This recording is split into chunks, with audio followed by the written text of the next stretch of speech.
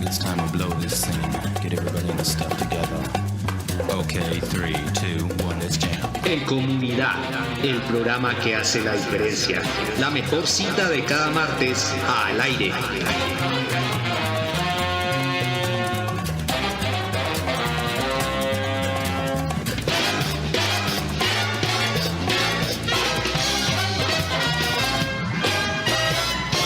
Hola a todos, bienvenidos a otra tarde de martes, a otra tarde de En Comunidad, su programa radial.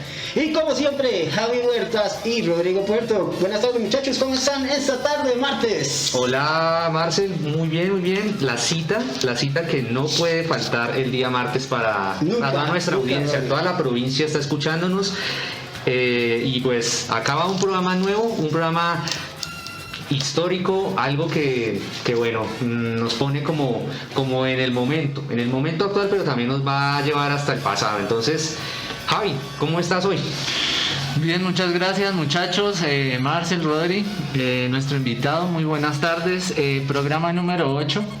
Sí. Yo los cuento. Javier lleva la cuenta, si le va a llegar en el día que no se acuerde qué programa es. Sí, yo como que iba a decir ahorita, ¿cuál viene? Me acuerdo. Ha sido tan especial este programa que yo los cuento, no como ustedes que son muy descuidados y sin mente y no tienen en cuenta el número que me toca editarlos. Digamos las fechas. Entonces, ¿por qué no lo dicen? Voy con un invitado muy especial, Ricardo Plazas, y bueno, creo que empezamos, Marcelo. ¿Qué más hay que decir? Un poco acerca de qué será el tema del día de hoy, Rodri, por favor. Bueno, el día de hoy, hablando de fechas y olvidadizos y todo eso, pues nada, hoy es 20 de julio, 200 años de independencia de Colombia. Vamos a hablar sobre eso, Marce. Ok. Vamos a hablar qué es independencia para Ricardo, qué es independencia para Javier, para Marcel, para Rodrigo. Y bueno, pues vienen... ¿Para 50 millones de colombianos? Vienen toda la provincia de Sogamoso que va a hacer esa pregunta, que va a estar escuchando el programa y va a decir, ¿qué es independencia? Eso es como dudoso, esos 50 millones de habitantes. Yo esto lo tengo en duda. Sí, no. Bueno, entonces recordamos las redes. Comuníquese con nosotros, gracias Rodri. Comuníquese con nosotros al correo en comunidad programa radial @gmail.com. Ahí pueden escribirnos todas sus inquietudes, si quieren comunicarse con nosotros, qué les parece el programa, lo que quieran. Y para que vean todas nuestras aventuras grabando este programa, búsquenos en Instagram y en Facebook como igual, en comunidad programa radial. No se les olvida, ¿cierto, Javi? Sí, en comunidad. Teléfonos, Marcio. El teléfono, claro. Eso sí me olvida. Entonces el teléfono pueden llamarnos o escribirnos al 311-215-9841. Otra vez, por favor. Gracias, Javi. Hoy sí no va a tener que repetir eso. 311-215-9841. Y escríbanos y déjenos sus recomendaciones. Si quieren salir en nuestro programa, si tienen un tema, no sé, lo que quieran comunicarse con nosotros. Recuerden que, bueno, pues también pueden pautar con nosotros. Está abierto como esa posibilidad. Y nos escriben, nos halagan, nos dicen, vamos a pautar con ustedes y pautamos juntos. Pautamos, sí señor. Listo, yo creo que vámonos con nuestra primera canción. Yo les tengo una canción súper especial acerca de esta fecha, acerca de, no sé, es un tema que es relacionado, ¿no? Esto es una canción de un grupo que se llama Cumbelé, que ganó el concurso Canta por la Paz del 2015-2016, no estoy seguro, pero la canción es muy bonita. La canción se llama Soy Colombia. Van a escucharla, va a ser algo típico. Uno dice, uy, esto no lo he escuchado, pero me gustó, voy a seguir escuchando. Vamos a ver pues.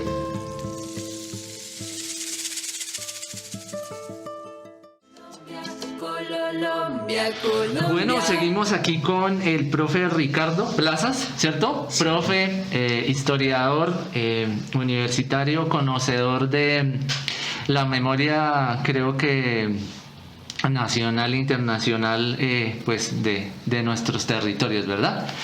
Entonces, nada, creo que Rodrigo tiene una pequeña introducción. Sí, pues nada, enmarcamos este programa dentro de esta fecha histórica, pues como para todos se tiene una idea distinta. Y bueno, vamos a llevar esta conversación como por unas preguntas muy puntuales sobre la independencia, y luego se va a ir llevando pues el tema. Yo Pero, consulté. antes que nada, profe, muchas gracias por abrirnos su espacio y sus puertas. Y no, pues de pronto que se presente el mismo, ¿no? Tal vez. Bueno, muchísimas gracias, Marce, Javier, Rodrigo. Bueno, mi nombre es Ricardo Plaza, soy sogamoseño, soy historiador, tengo 39 años. He trabajado en historia los últimos 10, 12 años en patrimonio cultural, precisamente como en la provincia de Sogamox, y conozco aquí el parche, llamémoslo así, históricamente. Y eso pues es un placer que lo llamen a uno este tipo de entrevistas para que la comunidad tenga otras visiones de lo que significa el 20 de julio, que sigue habiendo cosas que son muy de presente, ¿no? Entonces, pues muchas gracias a ustedes por la invitación. Listo, perfecto, Ricardo. Bueno, muchachos, les comentaba, y bueno, acá con Ricardo estuve por ahí consultando, estuve viendo por la red como esos registros sobre el 20 de julio de acá de Colombia. Encontré un artículo que me llamó mucho la atención y pues detrás de micrófonos compartí con mis compañeros y ahora con ustedes en comunidad. La BBC en su portal virtual le dedicó un pequeño espacio a esta fecha de Colombia. Viene a situarse precisamente el año pasado en lo que sucede pues para el mundo, que es la pandemia, ¿sí? Entonces ahí las cosas cambian un poco. Arranco con esto y empezamos a preguntarle a nuestro invitado. Dice algo así: si no fuera por la pandemia, este lunes Colombia celebraría los 210 años de su independencia con un nuevo desfile militar en el centro de Bogotá. Bandas marciales, saludos señoriales y aviones de guerra pintando el cielo de humo tricolor. La crisis del coronavirus, sin embargo, obligó a los organizadores, las Fuerzas Armadas, a improvisar una celebración virtual que los colombianos podrán seguir por televisión. Bueno, vamos a ver qué pasa en el trayecto de este día, porque bueno, es un segundo año de pandemia. Entonces, así las cosas. En este artículo hay unos puntos bien importantes y empezamos con el primero para nuestro invitado, Ricardo. Pues según este escrito, los historiadores ven que no se suele entrar en el relato histórico estas cosas, estos puntos. Un primer punto es: el 20 de julio no fue el primer ni el último grito de independencia. Bueno, hay que entender que se hace parte de lo que nosotros los historiadores llamamos primero el largo siglo XIX. Entonces el largo siglo XIX nosotros lo marcamos como entre lo que denominamos la Revolución Burguesa, la Revolución Francesa, y eso empieza a ser, digámoslo así, parte del caldo de cultivo en América Latina para que se genere una cantidad de gritos de independencia a partir de 1808-1809. Y esto es debido a lo que también denominamos los historiadores el vacío de poder que se genera se genera en América debido a la invasión de Francia a España. Entonces genera unos vacíos de poder acá, y lo que hace la burguesía es procesos organizativos y empezar a creer que un cambio es posible. ¿Sí? Es una burguesía que estaba afrancesada, digámoslo así, en sus consumos culturales, saben muy bien lo que pasó en Francia, saben muy bien lo que pasó en Estados Unidos, y están prestos a dar ese siguiente paso. También lo que pasa en Haití, que es algo que casi nadie recuerda. O sea, Haití, que en este momento es tan tristemente recordado por el caso de los mercenarios, pero fue el primer territorio libre, y fue básico para que los demás territorios de América se independizaran. Le debemos mucho a Haití. Entonces no son, digámoslo así, no es el único que ha habido. Si es un cambio, digámoslo, que mucha gente dice 200 años y no ha pasado nada. No, pues si lo miramos históricamente, pasar de un régimen monárquico a un régimen constitucional es una vaina, es una mudanza psicosocial, y que no se da de un momento para otro por una revolución. O sea, mientras la idea cuaja en amplio grado de la población se demora. Nosotros los historiadores hablamos que la independencia se cerró en 1830, o sea, se abre en 1808 y se cierra en 1830.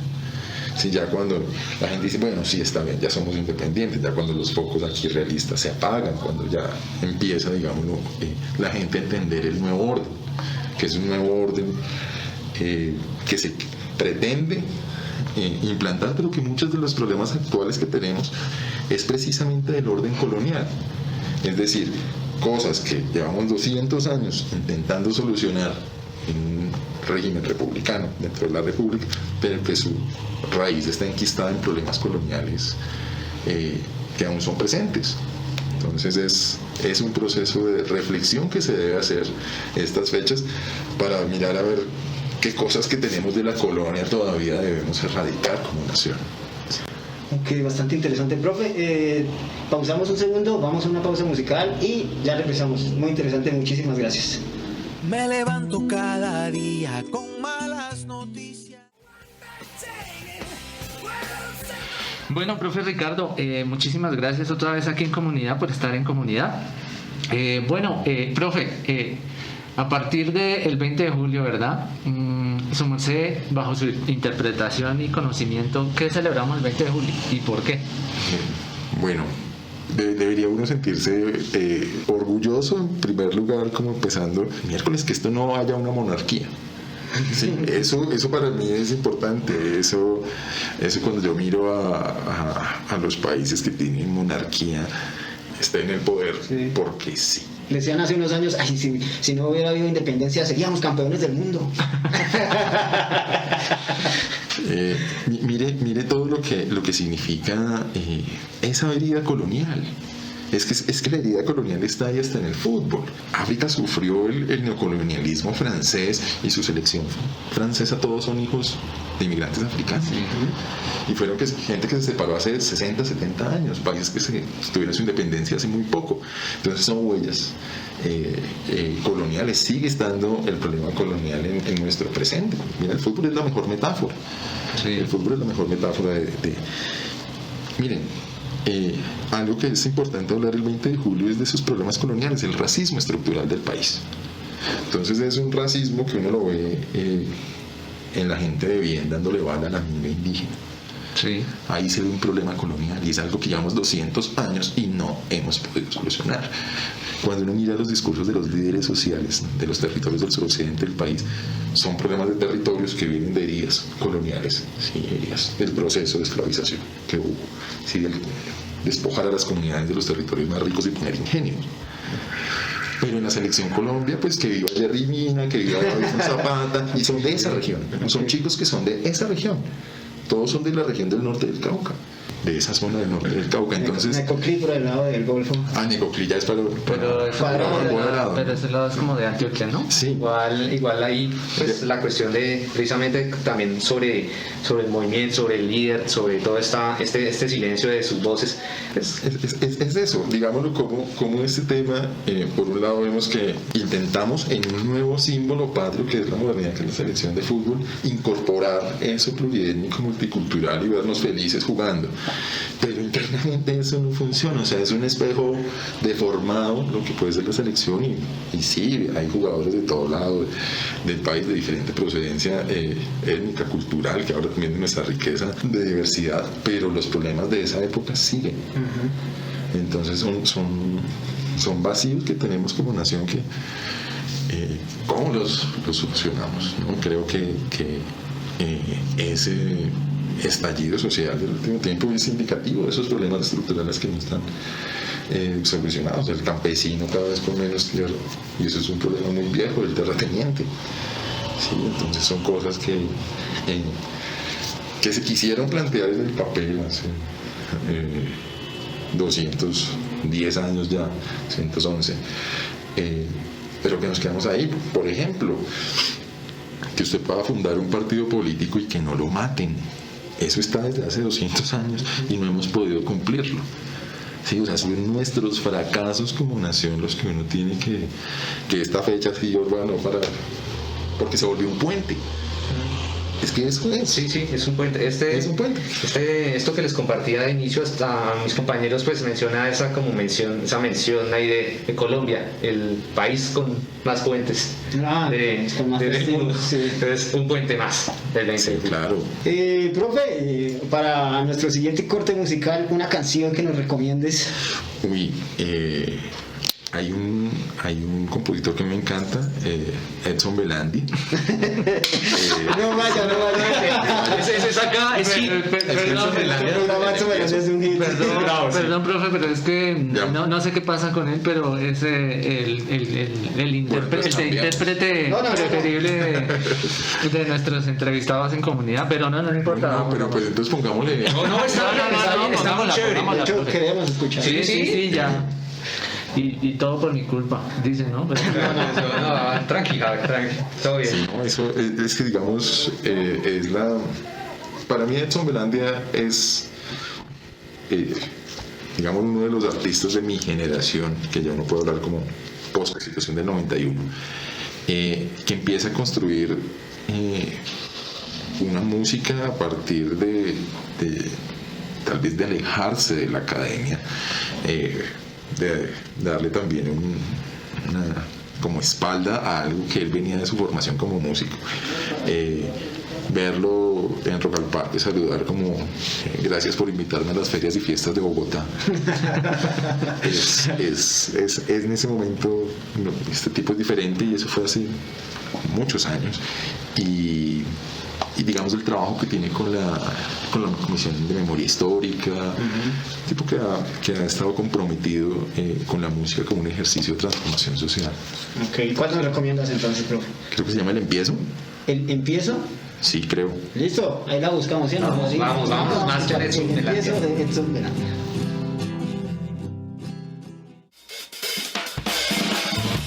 Los recomendados de Rodrigo Puerto.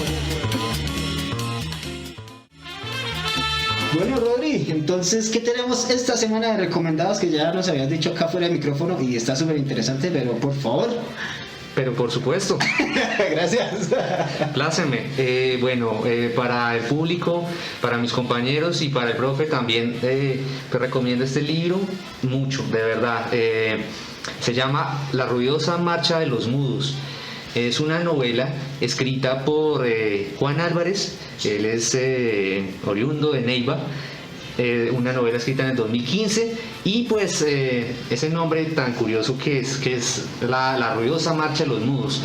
Bueno, pues la novela de este escritor apunta hacia unos personajes que diríamos nosotros no tienen voz, ¿sí? O sea, mudo no es aquel que no habla, es aquel que se silencia. Que no se expresa, ¿sí? Sí, entonces acá estamos hablando de unos procesos, unas coyunturas históricas y bueno, en esta historia se narra no la historia de prócer, de ese personaje que estuvo presente en la campaña libertadora, sino que en vez de eso aparecen unas personas muy comunes, muy civiles, el habitante del territorio, digamos, y pues ese habitante tiene una historia y además interviene y hace presencia en el lugar. Entonces, pues nada, esta novela describe ese momento histórico de la independencia de otra forma, de una forma paralela.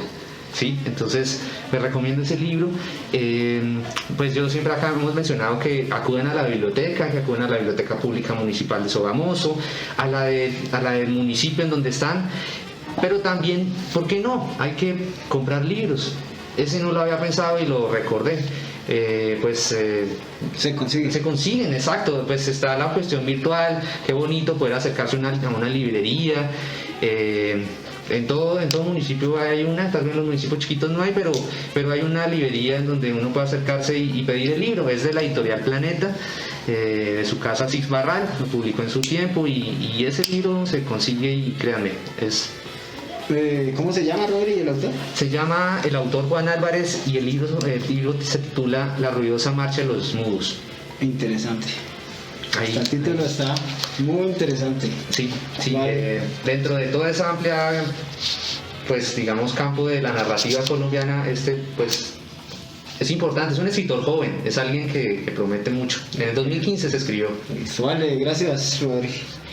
Profe, acá siguiendo en nuestra conversa, yo quería preguntarte, a ver, ¿tú qué opinas acerca de algo que a partir de lo que nos leyó Rodrigo, pues yo lo capté así de una? Mencionaban ahí algo como que independencia como muestra de diversidad cultural y no militar. Primero que todo, estamos en un proceso digámoslo, se está viviendo cosas que en la academia, digámoslo, se escribieron hace 30 años. El texto de Germán Colmenares, Convención contra la Cultura, precisamente toca la palabra que hablaba Rodrigo, el prócer. Entonces, precisamente se está hablando de otras formas de hacer la historia, de deconstruir estos héroes y estos próceres, y que entender que hacen parte realmente, estas figuras hacen parte de procesos sociales, ¿sí? De procesos sociales que de pronto lideran en un momento y que logran, digámoslo, ser esos líderes, pero que no es estos grandes hombres los que transforman la historia, sino que de hecho son los procesos sociales y comunitarios. Y ahí aparece gente que lidera a veces y pone el nombre y otras veces no. Entonces también hay que entenderlo de esa forma. Si a Bolívar lo matan en alguna de las batallas, nos hubiéramos independizado. O sea, no hay vuelta de hoja. O sea, ya es un proceso social, es como una bola inmensa de nieve, y mataron a muchos. Sí, pero pues quedan en la historia los que llegan como hasta el final. Muchos, por decirlo así, soldados anónimos. Sí, las bases sociales, digámoslo, son las que más se invisibilizan. En ese texto, digamos, Germán Colmenares empieza, o sea, se toma en algo que ahora se vive. O sea, cuando la gente tumba una estatua, y es porque algo malo está ahí, algo malo está ahí. Hay un discurso histórico que falla en eso, en que no representa cuál es el discurso. Y poner un monumento en espacio público es un ejercicio de poder, ¿sí? Yo como gobernante o dentro de este gobierno pongo estas estatuas, pero no se reconoce la comunidad. Entonces, cosas que se habían visto en la academia hace 30 años, en textos como Convenciones contra la Cultura, que reflexionan sobre esa manera de ver los héroes y los próceres, y ahora vemos que la gente tumba las estatuas. Y pues es porque le hace falta precisamente esa parte pues comunitaria de esa historia, que la gente sabe que muchas veces, por ejemplo, en el paro nacional mucha gente no se siente representada por los del comité. Y si pasa históricamente, va a quedar en un acta que los del comité eran fulano, sultano, mengano y perencejo, y puede que la gente no se sintiera ni supiera quiénes son. Claro. ¿Sí? Entonces eso también hay que vernos en esos reflejos.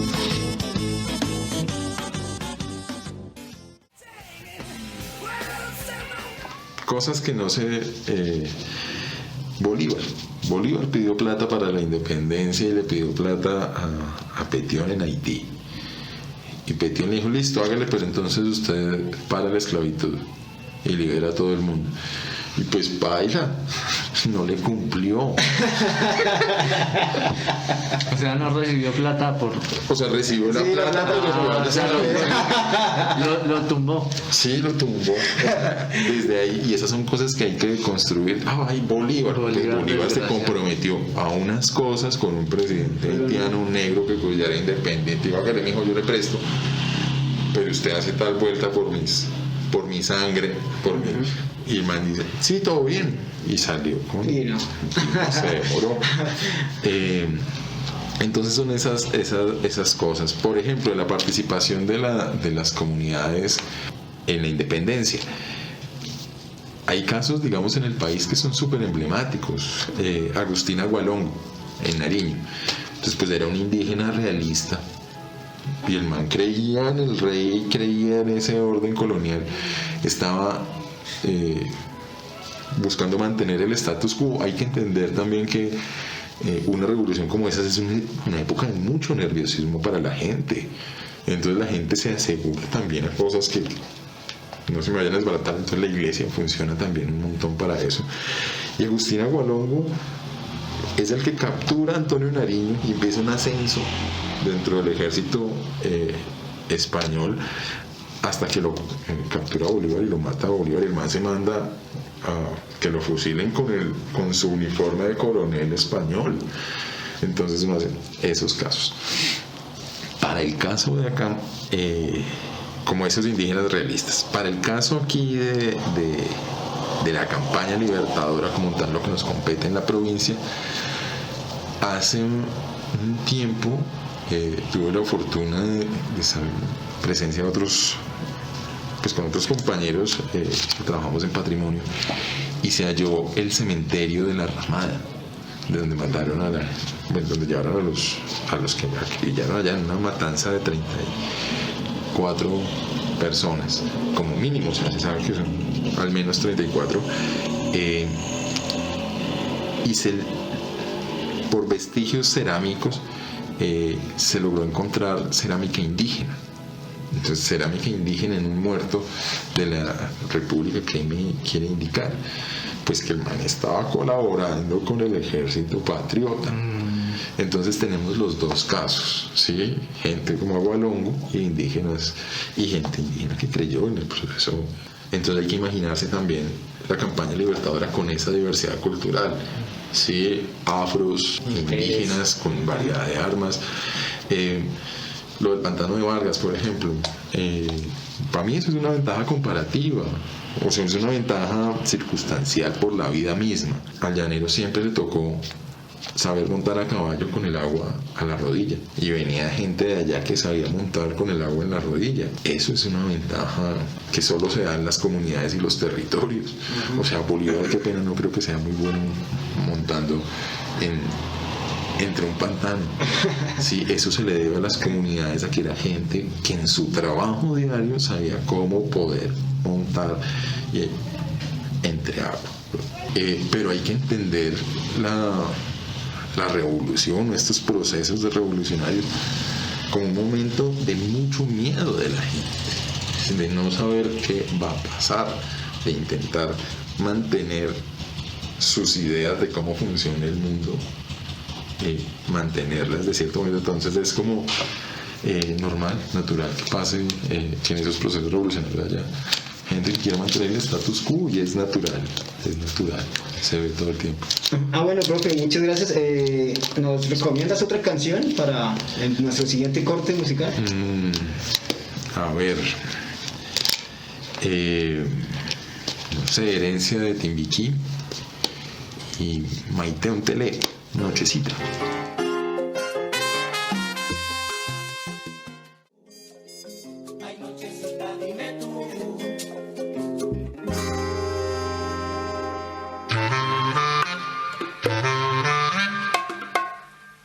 La noticia cultural de Javi Huertas.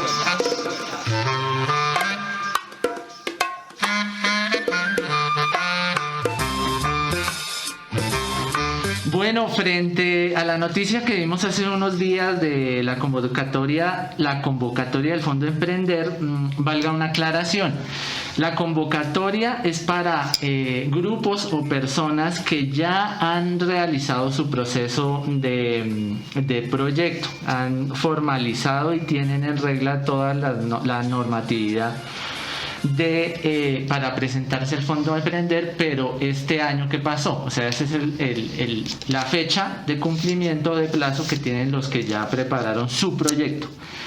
Los que quieran volver a ser parte de este Fondo Emprender ya a un año, o hablando con funcionarios del SENA, puede ser antes, se tienen que presentar durante cualquier momento en el año, comunicándose con el SENA de su región y buscando su asesor. Entonces, valga la aclaración, por favor, los que quieran empezar ese proceso, pues llamar al SENA y comunicarse. Bueno, gracias, Javi.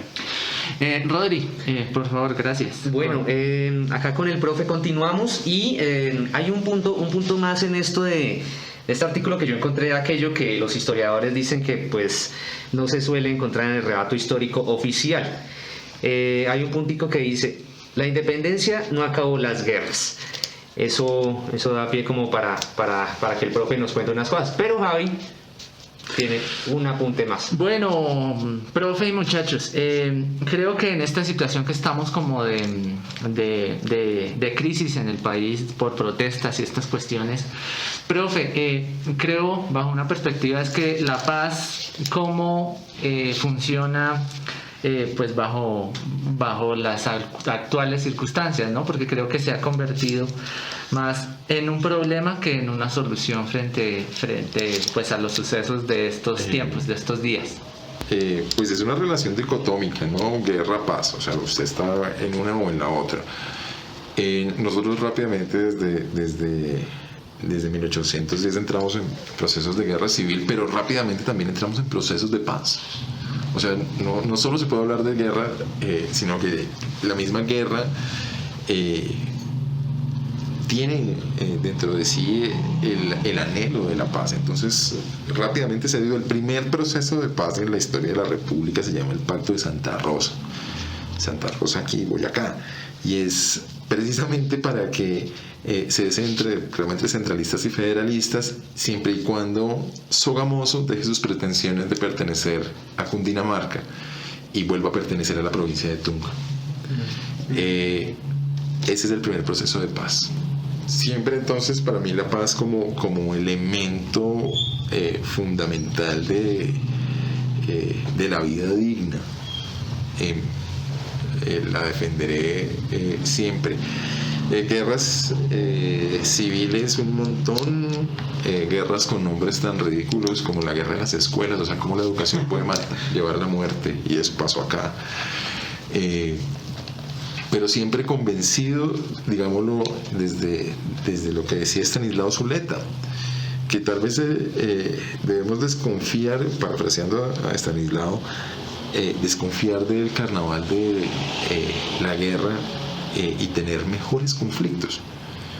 Entonces, precisamente, los procesos de paz siempre han sido el anhelo de ser mejores, de como país ser mejores. Es un anhelo constante que se da en el Pacto de Santa Rosa desde el primer momento, como, oiga, no, centralismo, federalismo, no, venga, espérese, hasta el proceso de paz actual, de tener mejores conflictos. El conflicto actual es precisamente por negarnos a tener mejores conflictos. O sea, el problema que hay con el gobierno actual de que cerrar las vías de diálogo con la gente que se manifiesta.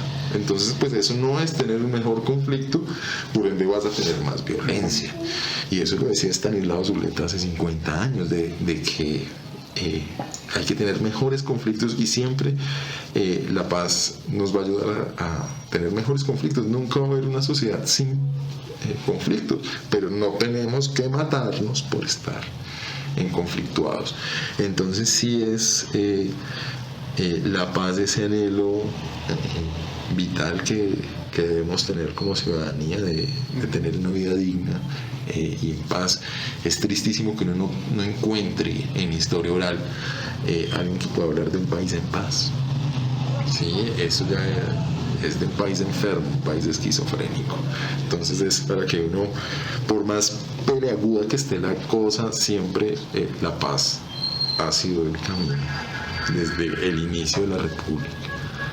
Sí, duro, pero es la única manera para tener mejores conflictos. Que es una gran reflexión, siempre como tratar de todos nuestros ejercicios de actividades en busca de ese cambio, de esa tan anhelada paz y, no sé, un cambio de conflicto, como decía el profe. Muchísimas gracias. Vamos a casi ya nuestra última pausa y regresamos.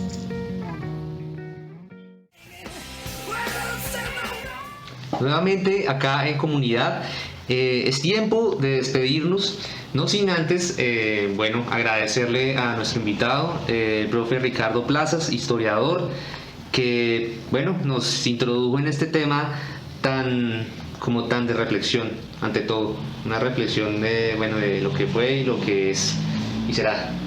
el asunto de la independencia. Marcel, redes. Marcel, ¿qué ibas a decir, Marcel? La independencia a través de unos temas como subyacentes, ¿no? Porque digamos no hablamos específicamente de qué pasó el 20 de julio ni nada, sino un poco de qué pasó con la sociedad, qué ha pasado con la sociedad, de algo que hay más allá de solo las fechas, sino como ese trasfondo social y político que ha habido. Entonces, sí, vamos con las redes.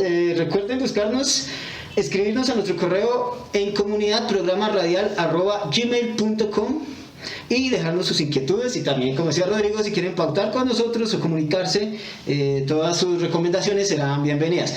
Y en Instagram y en Facebook estamos igual en Comunidad Programa Radial, y ahí van a poder ver nuestras fotos, conocernos cómo somos a través de las fotos, ¿no? Así a Rodrigo no le guste mucho las fotos, pero bueno, no importa. Así, igual la vamos a poner, Rodrigo. Él es el que más sale. Y nada, pues esto ya casi terminando. Javi, ¿tienes una última? Sí, profe, también agradecerle por su tiempo, por abrirnos aquí las puertas de su casa, y bueno, que estas épocas, estas fechas especiales sirvan más como de reflexión y no como pues como de simple recordatorio, sino para que nos sirvan para mejorar y para estar mejor cada día, ¿no, profe? Ya por último, ¿qué hay que por decir? Sí, que estas fechas tienen que ser para mirar qué es lo que está en el papel y no está bien en la sociedad. ¿Cuáles son esos ideales? ¿Cuáles son esos derechos que tenemos dentro de una república? Es un momento para que uno diga, venga, que está bien y que no hemos podido solucionar. Okay. Reflexionar, muy importante, ¿cierto, muchachos? Muchísimas gracias, profe, de nuevo por habernos abierto tu espacio y tus puertas, y yo creo que nos vamos con una última canción. ¿Tú qué dices, profe Ricardo? A ver, vamos. Siempre nos cogemos así como que una canción. La pava con gona de Andrés Landero. No la conocemos, pero eso es lo que nos gusta en este programa, poner música desconocida. Bueno, entonces nos vamos con esa canción, y nada, para despedirnos, escúchenos el martes con repetición el domingo de 2:45 a 4 de la tarde por su emisora Acuistad Estéreo, la 106.6 FM, y por la señal online de Colombia Emite. Nada más que decir, muchachos, muchísimas gracias y nos veremos en el siguiente programa. Vale. Hasta luego. Chao, Bueno, profe. Chao, hasta luego.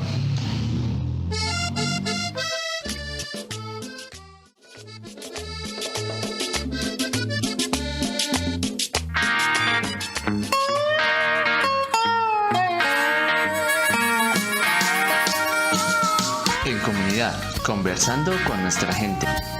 Música, opinión y cultura. Conociendo nuestra comunidad. Escúchenos los martes y domingos de 3 de la tarde a 4 de la tarde.